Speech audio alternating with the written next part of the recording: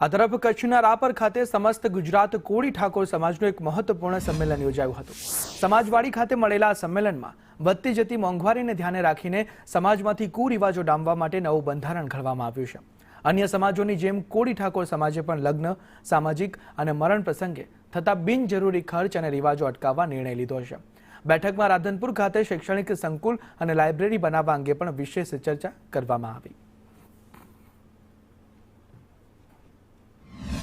વહેલામાં વહેલી તકે સમાજની છાત્રાલય અને સમાજવાડી બને એના માટે મારા પૂરેપૂરા પ્રયત્ન કરી અને સમાજનો સાથ સહકાર લઈ અને તાત્કાલિક વહેલી તકે સમાજવાડી ઊભી થાય એવી ખાસ જવાબદારી આગામી સમાજે આ રીત રિવાજોમાં ફેરફાર થાય અને સમાજને ફાયદા થાય, કોઈ પણ ખોટા ખર્ચા સમાજના કરતા હતા એમાંથી બહાર આવે। શૈક્ષણિક રીતે તેમજ વિવિધ જે સમાજના કુરિવાજો છે એ કુરિવાજોને તિલાંજલિ આપવા માટે અને સમાજની શૈક્ષણિક સંકુલો બને એના માટેના પૂરેપૂરા પ્રયત્ન કરશે એમણે એવી બાહેધરી આપી છે। અને આજે અમે આખો સમગ્ર કચ્છ પણ અમે ગૌરવની લાગણી અનુભવી છે।